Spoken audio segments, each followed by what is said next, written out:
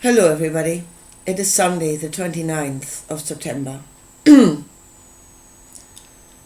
I've been thinking about what people say, that this place is full of suffering. We come here for a short while, this place is full of suffering, and really our only purpose in life should be to get the hell out of here. And really, yes, there is suffering in this world, obviously there is. But we've been shown a way. Jesus showed us the way of prayer, the way that would lead to healing, the way that would truly end suffering in this world by changing reality. That's what he did. That's what a miracle does. It changes a reality. And as I said before, that knowledge was in this world before he came. There were always tribes, there were always shamans that had that knowledge, the knowledge of healing. And I think there was other knowledge in this world, like levitating things or stuff like that, because that is really the only way you would build something like the pyramid or Stonehenge, because there's no other way of moving those blocks. Yeah? So that knowledge was in the world. I believe that knowledge was in Egypt. That knowledge was there before. He brought it back to awareness.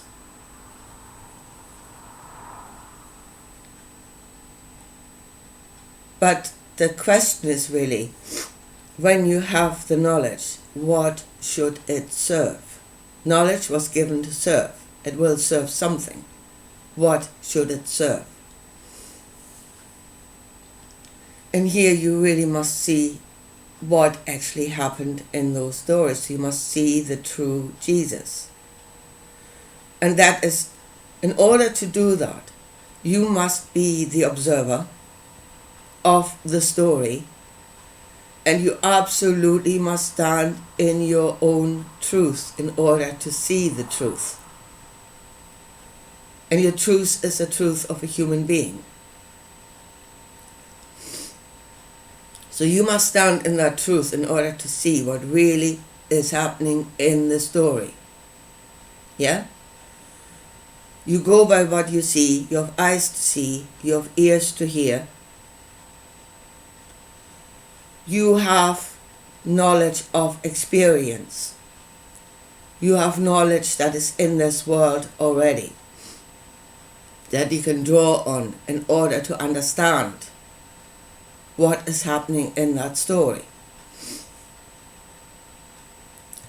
Now, I want to go back to Lazarus, because that is one of the best examples of what actually happened there. Yeah? So forget about what the church told you. Forget about, it's out there, it's angels and trumpets and holy smoke, and yeah. Get out of that. Get out of the fog of the holy smoke. And see in sobriety what is actually happening there. So Jesus obviously had the knowledge, and that is the knowledge of prayer. I want to come to that in the end, because if we rip this thing apart, we're kind of being left hanging in thin air. I heard Paul Wallace yesterday saying, how do you pray? In a world of aliens. I'll show you how you pray, and that is how he prayed. Anyway, none of that has gone away. Right, so, the story of Lazarus. So Jesus had this knowledge of healing. Yeah? And then a message comes to him that his own friend is dying. Now, supposedly he was at that point still a human being. Yeah, he had the connections that we all have. Connections that are built on love for one another. So he had that connection to Lazarus. And Jesus knew compassion because this world showed him compassion. That is the knowledge that was given to him by this world. The knowledge of a human being, compassion. A human being has got compassion. So he had that at that moment. Yeah, so he was connected with Lazarus in friendship, in a deep friendship, I would say, according to the story. He knew compassion, he had the knowledge of healing, and what does he do? He holds back, he does not go to his friend. Now you are the observer of this story. That is what the text says, that is what is happening, observe that. What do you think? What the hell? Why? And again, at that moment, he is a human being. He has got love. He has got compassion. He must be suppressing that, because the first human instinct would be to run to your friend, especially if you are a being of compassion. That would be your first human instinct. So he is suppressing that. He's going against his inner knowing as a human being. And he holds back until Lazarus actually dies. Deliberately holds back. Deliberately suppressing this human instinct. Turns up after he's been dead for what, 2 or 3 days, wasn't he, in the tomb? So at that moment he had caused suffering. He had caused suffering to that family. They are full on in grief. Yeah? They've lost 2 sisters there that have lost their brother. And that still love Jesus. Oh, absolutely, they still love Jesus. You know, Lord, if you had been here, you could have saved them. They believed. So then Jesus goes and resurrects Lazarus. And again, what does he say? Now there's compassion, first of all, that he held back, deliberately held back, suppressed his truth. Because that's what he did. He suppressed his truth. If he was a human being, that was his truth. And he suppressed it. So then he goes and he prays. And he says, if this were to glorify the Father. That is the intention. Then this suppressed compassion comes back. It says he was overcome by compassion. There was a wave that came at that moment. You know, the dam, everything that he had held back comes flooding back. And then, if this were to glorify the Father. That is his intention. That is the intention. And he is standing in his truth, in his true intention, and he receives. Because that's what he says, in the all there is no judgment of good and bad. In the Father there is no judgment, he just gives. If you believe, if you know that you will receive. So that's, he was given, Lazarus was resurrected. Reality was changed. That was a miracle. That was the answer to a prayer. But here comes, it is the intention. With what intention did he first of all hold back and then resurrect Lazarus? It was not for Lazarus. It was not for the sisters. It was for a higher purpose, so to speak, to glorify the Father, to glorify the one that sent him.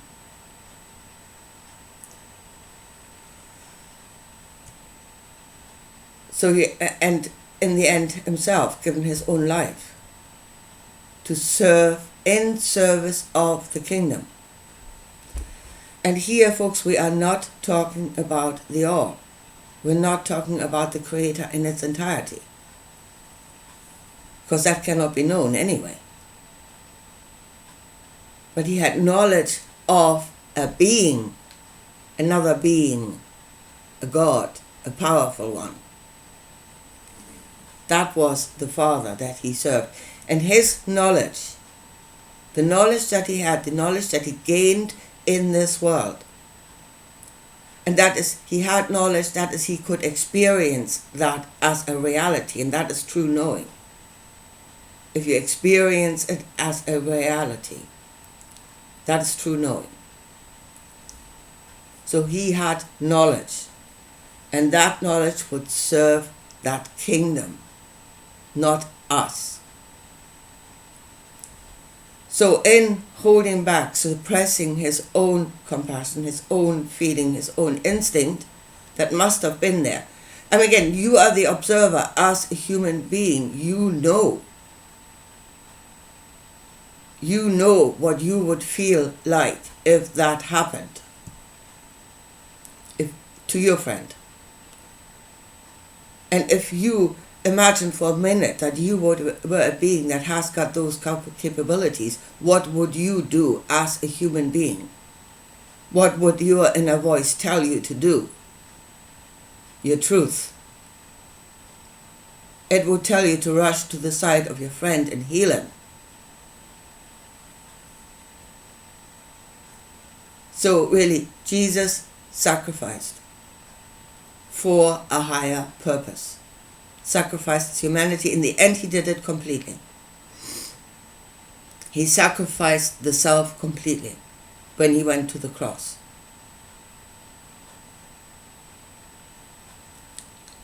But there he sacrificed his friend. Now you can say, okay, God is good, God is merciful. 2 days later he resurrected him. The point is that they still caused suffering because it served. It served that these people should suffer to glorify the Father afterwards. Now that is one small example, and you could say it's a small seed. Yeah? And then grow a tree from that. Yeah? Let it branch out. How far can you take that thought? That you can sacrifice a life for a greater good. And then look at this world. That thought has been grown. That seed has grown into the idea that you can sacrifice thousands. And then obviously, if they were truly the sons of the kingdom, they would go willingly into the battlefield and sacrifice themselves. Most of them don't, because they're human. Yeah? And a human being wants to live. That should be, it wants to have life. It wants to have its family. It wants to experience good life. And that is our truth. And if we stand in our truth, we should receive according to our truth. We don't stand in our truth. The mighty they've lost their truth long time ago. They are now the gods that will sacrifice others. So it will glorify them. So it will serve their intention. War after war after war. That will serve their intention.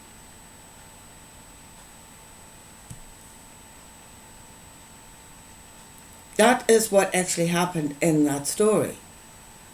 So if I come now to prayer, and we really must find out how this works. That is what our whole focus should be. That is a knowledge we should actually have. How does this bloody thing work? Yeah, what kind of mindset do you have to be in there, in the moment of prayer? What has to be there for this message to reach the all and to be given a change of reality? That is where our entire focus should be. And before that, we must be very clear about how that knowledge should be used. See, there's the prayer. The prayer is to the all. The prayer always goes to the all. Even the prayer of Jesus. When we say he had a Father, a mighty one, he did not pray to that mighty one. He served that mighty one. He served that God. His knowledge should serve that God. He did not pray to him. He prayed to the all. That is where everything came from. That is where everything always comes from. So again, the idea of prayer in a world, how do you pray in a world of aliens? The same way that you've always done, or should have done, if you knew what you were doing, if you understood what is actually going on in the story. The prayer goes to the all. Jesus' prayer went to the all. But what shall the answer serve? Yeah? Should it serve life? Should it serve us? Once we have the knowledge of that prayer, what should that knowledge serve? And for Jesus, it should serve that other being. All the glory shall go to God, to that other being. Everything that is done should serve God, should serve that other being. What we are, our being, should serve another being, not ourselves. Don't ask for yourself. Do away with yourself to serve another being. And then now you have the mighty beings in this world that will demand that sacrifice of all. Yeah? Go to war, sacrifice yourself for your country, they're not saying for us, obviously, because if we were to see that truth, that it was actually for them, which it is, if the eyes of the people were actually open to that truth, they're starting to open to that truth, then the people will say, to hell with that. They are no greater than us. They are just other beings. Why on earth should we sacrifice ourselves for them?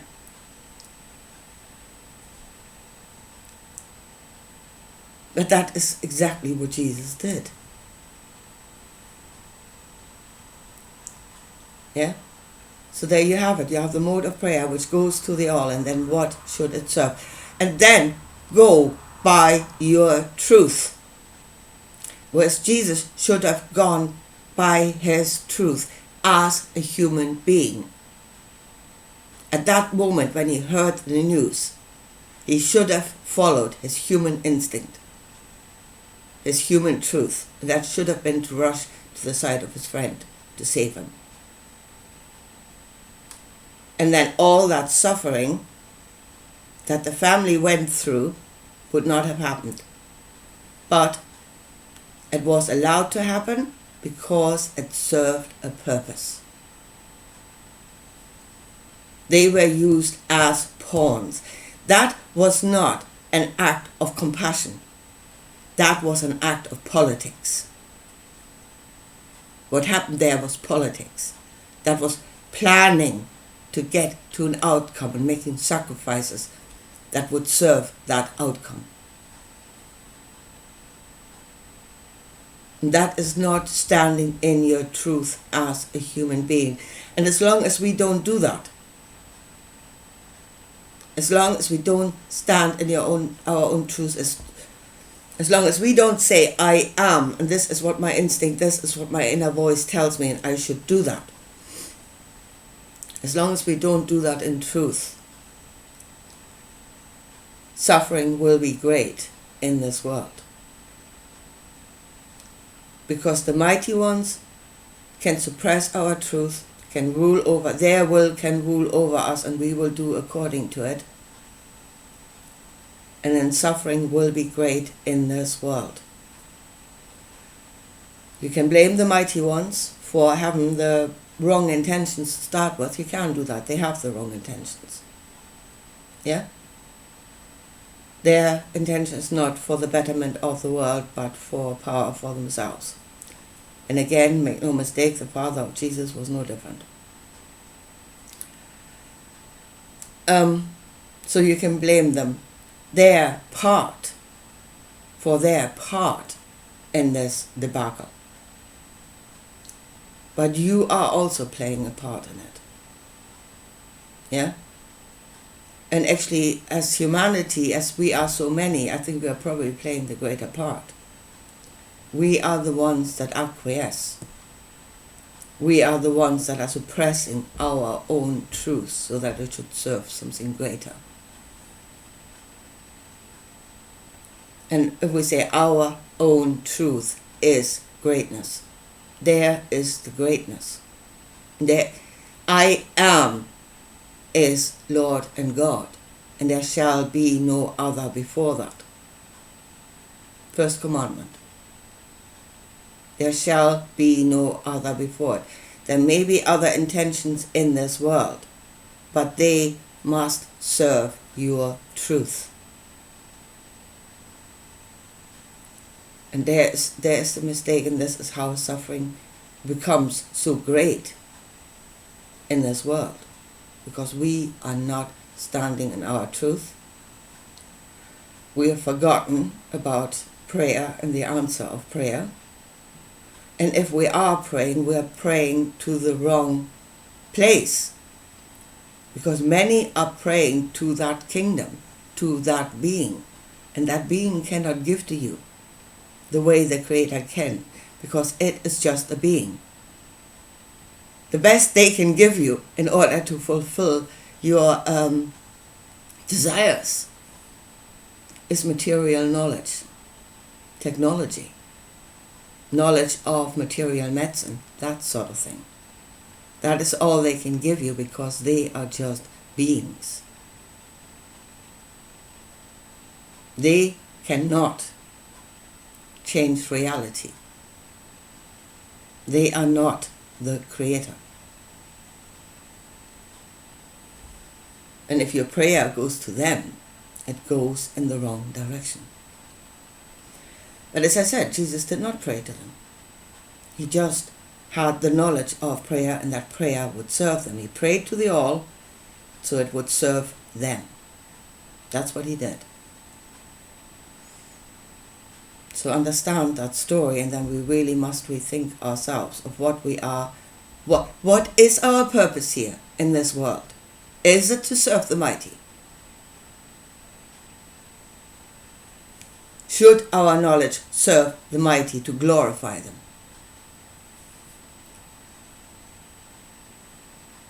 That is where we really need to rethink ourselves, and really must rethink ourselves and know what it is we are and where the hell we are going before we even get that knowledge, the greater knowledge, the knowledge of prayer, the truth, experiencing it as truth, having the knowledge of it,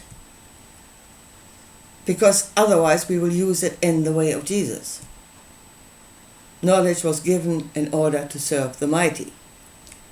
Because that is what we're doing now. We're serving the mighty, we're serving the God in heaven, which is not the all. In religion we're doing that. And as I said so many times, we do this now in the physical. If we have the higher knowledge going the same way, we will go wrong on speed. Anyway, folks, here, I leave it at that for today. Think about it. Talk to me. And I talk to you again soon. Bye.